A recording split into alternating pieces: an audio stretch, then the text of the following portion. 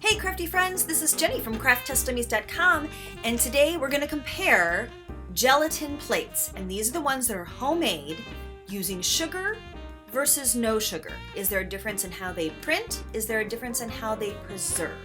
Inquiring minds want to know, and I've done the work for you. Take a look.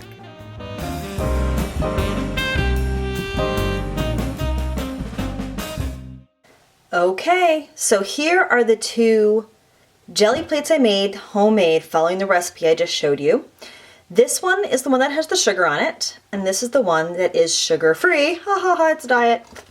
So I'm gonna just take them out of the containers, and I'll have you know that I used the same container, and I made them within 24 hours of each other, so they should be, well, they're about the same age. They're actually about 12 hours apart. And I'm gonna first tell you here, let's get a close-up.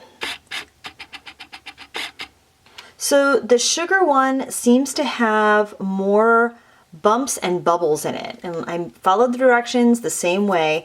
But here's the thing, when I put it in the mold, the bubbles are actually then on the bottom, because I use what would be the bottom of the container. And what I'm seeing is, you see that little bit of texture? Just a little bit, nothing too much. Okay, so here's the one that I make without the sugar. And notice how it is so much smoother. And again, I use the same technique. There shouldn't be any more or fewer bubbles. Here are the bubbles that rose to the surface. This would be on the top. That would be on the bottom of the mold. So we're gonna compare these side by side. Ooh, they're very cold because they just came out of the fridge. Oof, oof, oof.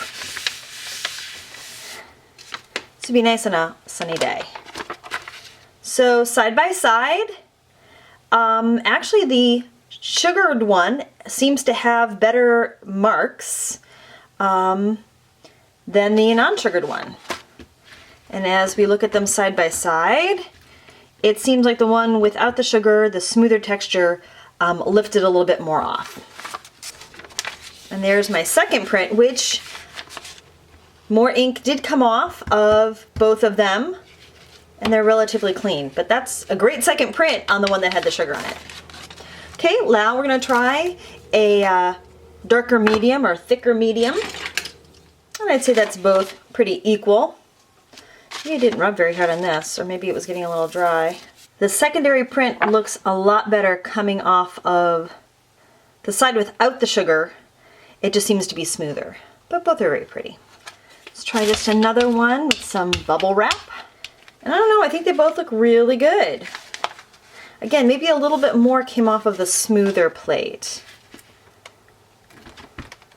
Both seem to have the same amount of tack or give on it. All right, one more test. Okay, so here's just a little side note. I tried to do some stamping with this Kaleidocolor die pad, and it looks like I've stained my pads. It won't lift any more color off, but I think the die has actually just stained the block, which is a little unfortunate because I'm gonna see this now even if that's not coming up. So don't use a dye-based pad on your gelatin prints. Now we know.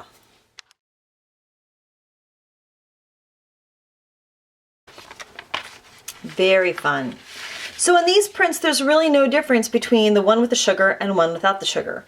Now I'm gonna have to leave these out and let them see if the sugar helps keep everything from molding or not. So that'll be the next follow-up that we have to do. All right, friends, this is the last part of the comparison, and it has to do with how well it preserves. So here I've got my 3 gelatin plates. The next one has developed a little friend on it, and I think this is I'm not sure which one this is, I'm gonna be honest. I'll put it at the bottom because I'll do the research on the back videos. But one of these has sugar in it and one of these does not, and the sugar was supposed to help it from molding, and obviously that does not work. I have got some beautiful flora and fauna here, so it doesn't matter whether you use sugar or not, you're going to get some molding on your non-preserved gelatin plates. Now, all that being said, it's gross, and I'm wondering if I could go ahead and rinse them off if I could get like some more uses out of them. But, you know, truthfully, do you want to be using moldy stuff? So this is going to head for the garbage. So there you go. I know it was a long video. Thanks for hanging in there with me. But now the results are in. It doesn't really matter if you use sugar or you don't use sugar in your regular gelatin molds. They're going to develop flora and fauna after a week if you keep them out. So I guess the moral of the story is if you don't want to invest in the glycerin or a permanent commercial mold, then go ahead, make them, use them for a couple of days, and then just pitch them. Really, it's cheap enough that you can.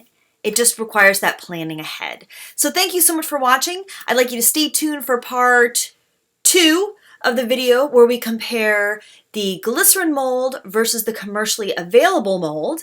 And also make sure you check the recipes for the gelatin mold so that you have the ones that I use that I found very easy to follow for US measurements and worked easily. So thank you so much for watching. Please like and subscribe. We appreciate having you here at crafttestdummies.com.